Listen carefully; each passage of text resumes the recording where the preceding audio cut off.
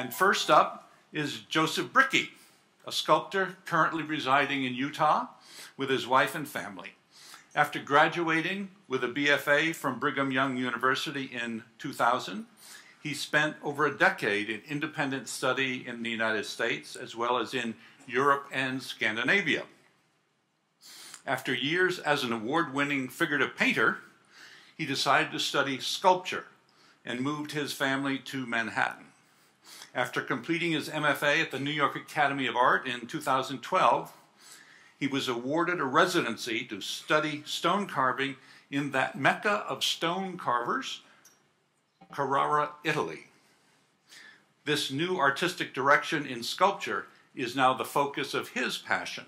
So let's welcome figurative painter and now sculptor, Joseph Brickey.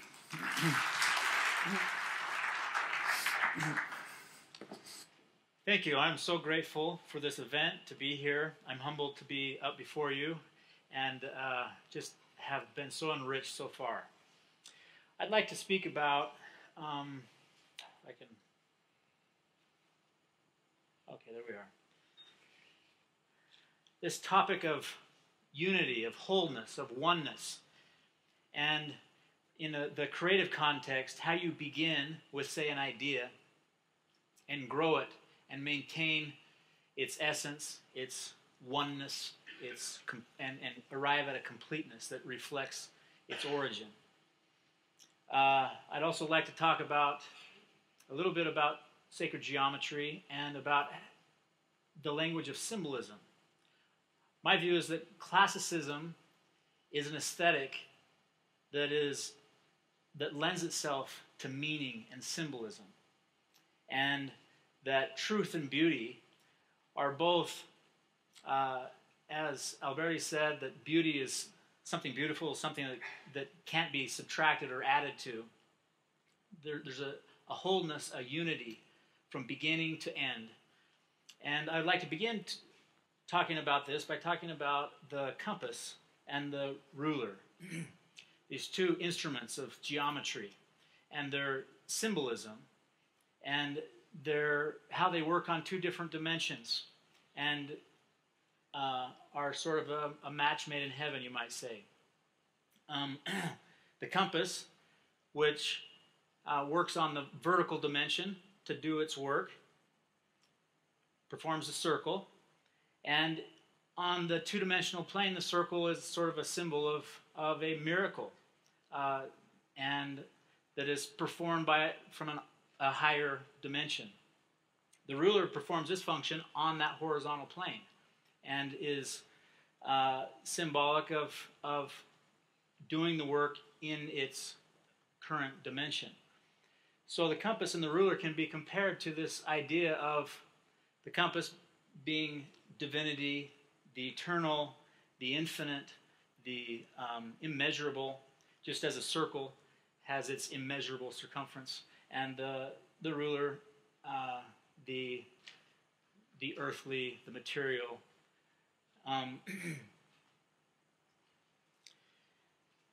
The circling of the square, or the squaring of the circle, is analogous to this idea of the circle being representing the earthly, the infinite, the square, the circle representing the infinite, and the square representing the earthly, the material world. And the squaring of the circle is where the two come together. The image on your left is where they both share equal area. Nothing else is in common with the circle and the square. They have nothing in common, but when they have this eclipse of area, then they have unity. On the right is the more famous version of squaring the circle, that which with equal perimeter. Now, if you extend this idea, this paradigm of symbolism, consider a column. A column is created by the compass after the order of a circle, and then it rises up above this two-dimensional plane to a higher dimension. You might say it reaches towards its maker, the compass. And in doing so, it creates straights, right? So the elevation of a column is a straight. In a way, it's the squaring of a circle.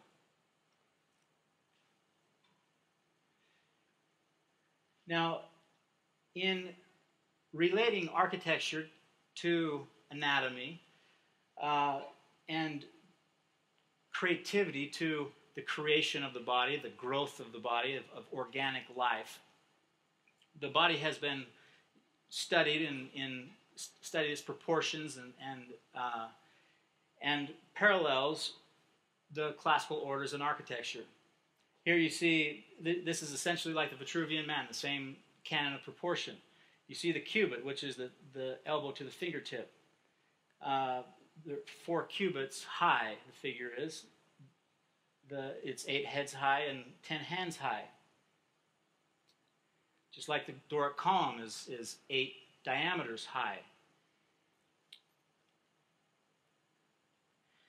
Now, to understand some of this symbolism that I'm going to talk about with the anatomy, with archetypal anatomy, it's important to have the paradigm of architecture, the symbolic paradigm. Here you see each of the orders, though they have a different proportion in their column, they have the same ratio to the entablature, a 4-to-1 ratio. And the entablature can be symbolic of that which is above that horizontal line created by that earthly boundary of the column. And everything above that represents things above the earthly realm. So that 5th unit of measure, the measure of the entablature, or N, represents this space, this sacred space above the earthly border. Now, if you look at the figure has the ability to square the circle, just like you might with a compass and a ruler. With the raising of the arms to the square, it touches, just if you think of the fingers as the edge of the compass, the appendage of the compass, it is touching that circle that corresponds to the square. When it raises up above the full vertical reach, that is a full cubit above this line. So you're 4 cubits. Thought I had another slide, but you have 4 cubits and then a 5th cubit up above that vertical line of the earthly.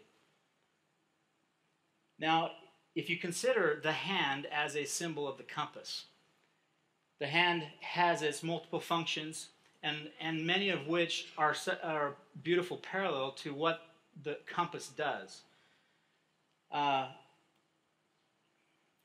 You see, Durr was of course a big student of sacred geometry.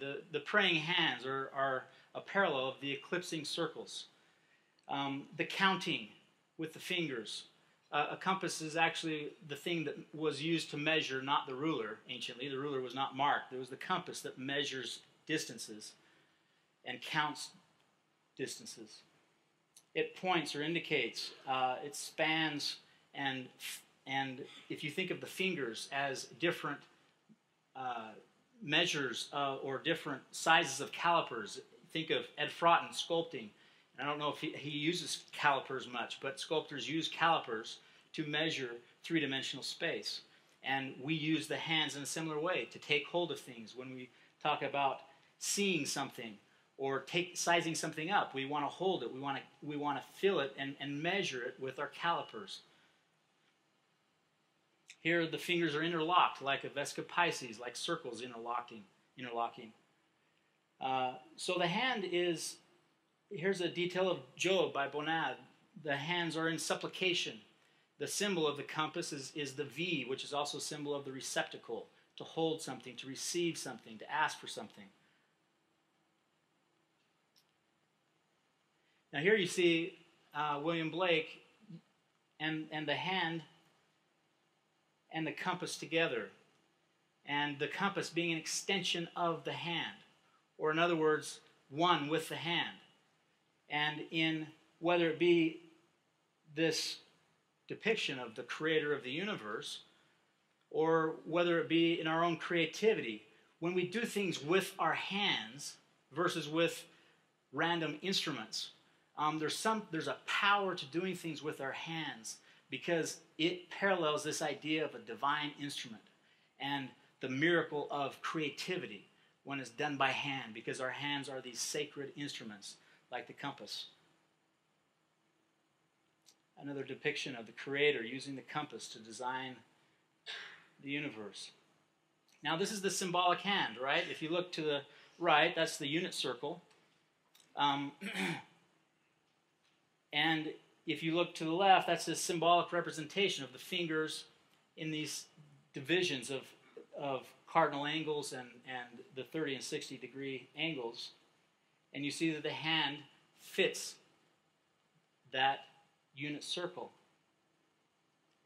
Now when the hand is squared, it fits into this square that when you do what's called a span, anciently the span was considered about 9 inches or half a cubit, 22.5 centimeters. And that again squares the circle. If you look at this, on the skeletal level, the 5 fingers each have a unit that correlates to the cubit in this paradigm of fitting into a 4-cubit square.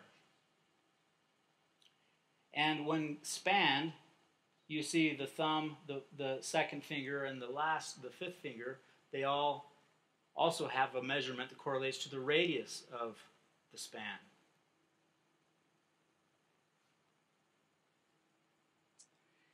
And they also have measures that relate to their position in the unit circle. Now, so the squared hand measures 10, the body measures 10 squared hands high, and the full vertical reach measures 10 spans high. If the arm is also a radius by which we do labor and work and creativity. And if you notice, when the hand is in the span, it's 5 spans to full vertical. In other words, to go from horizontal to vertical, it parallels the 5th cubit going to a vertical state. Here, anciently, very often the body was used to navigate the cosmos or measure the cosmos, and as a substitute for the compass, right? And the span is considered 18 degrees of angular degrees, your viewpoint of the heavens. In other words, it's 10 spans from horizon line to the horizon line, which corresponds with the 10 spans of the body. So when you measure the heavens with your body, the heavens measure the same as your own body in its full span. Here's a section, a plan of the denticular Doric, and you see the channels around the column. There's 20, and it parallels the 10 on the 180 degree section of the circle. Here you see the idea, so the span is an octave of the cubit. Just as the circle within the 2 circles within that larger circle are what's called an octave of the larger circle, meaning just like in music, the 1-to-2 ratio is the pattern of harmony, where the cycle repeats, oneness is achieved again.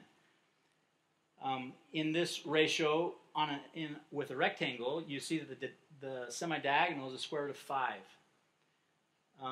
Which is considered a sacred root, and the beginning of finding the phi ratio, the golden section.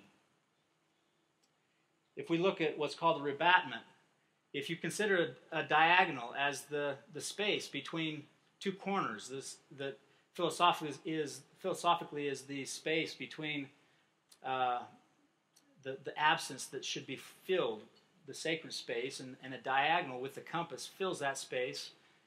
And then you swing the arc back to the primary dimension, you get this pattern of growth, this mnemonic pattern that grows by the square root. This is also seen in other models, geometric models.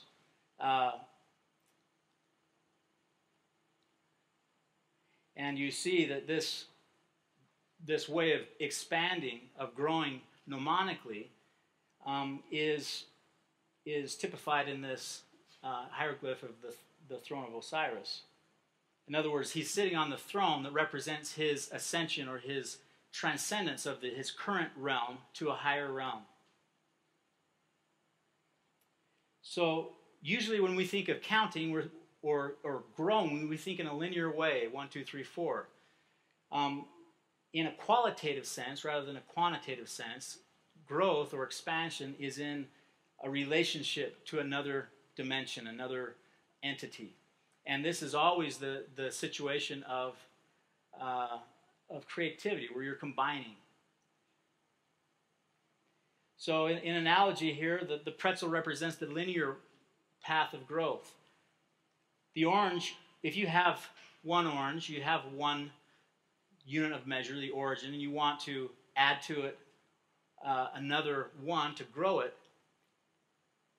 you can have just two oranges, which are not unified, they're just two of one. Or mnemonically, creatively, we can combine things in a way that creates a new whole, a two-ness. So here's an example of how you measure. The two basic measures of geometry are the inner measure, the area, and the outer measure, the perimeter. If you begin with the inner measure equaling 1 on the top line, it grows at a certain rate. Each one of these is growing from 1, 5, 10, 15, 20. You notice that the perimeter starts out smaller in its measure of 1, but grows quicker. And the time at which they eclipse is actually when the diameter is 4. This also is the case with the square. The square grows in a parallel way, and when the diameter is at 4, they eclipse. So 4-ness is considered the quadration of a figure is considered its measure of exactness. And the canon of proportion sometimes is called the quadration of the body, the quadrated figure, for that reason.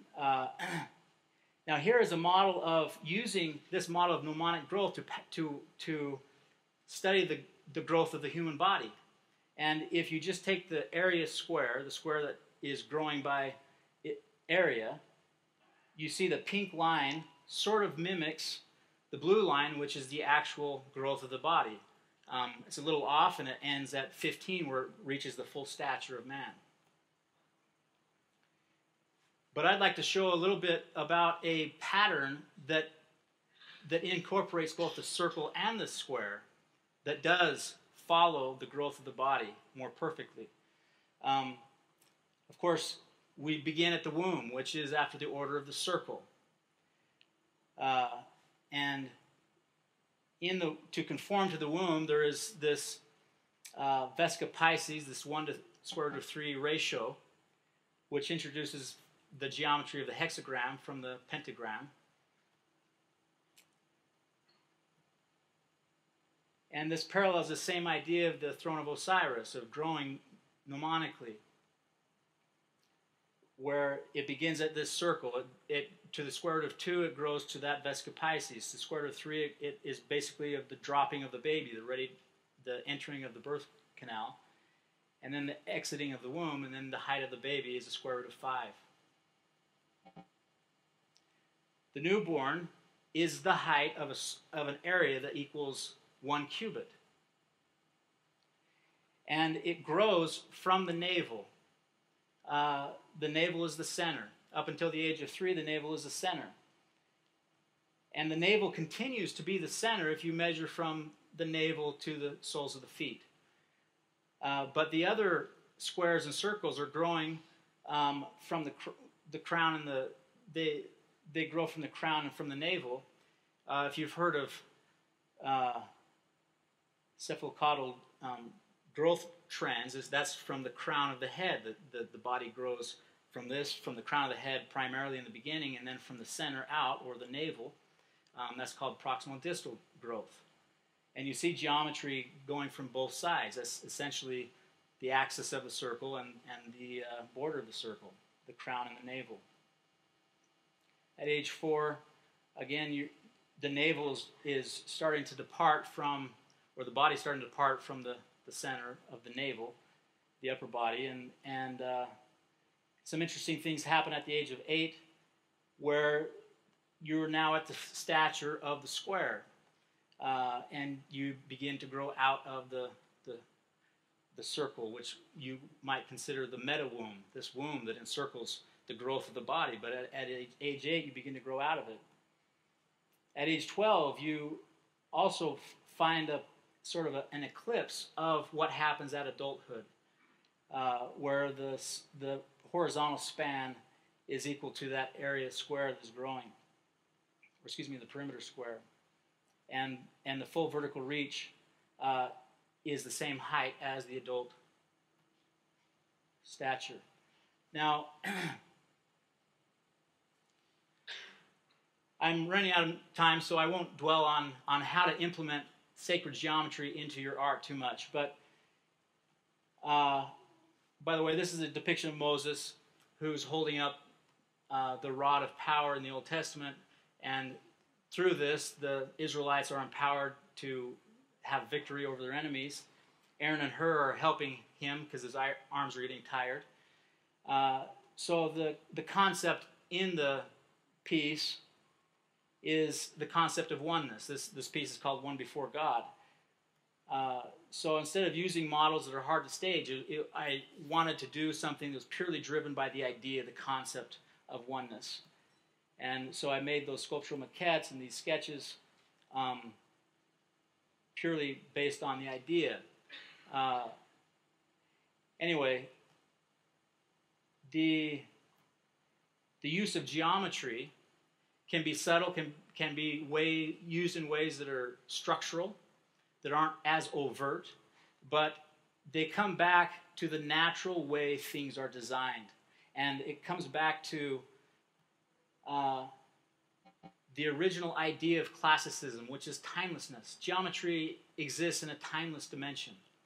And we seek to create art that can transcend the now and have vitality that is permanent. And anyway, I'm so happy to be here. I'm so happy for this privilege, and I'm so happy to learn more about classicism from all of you. Thank you.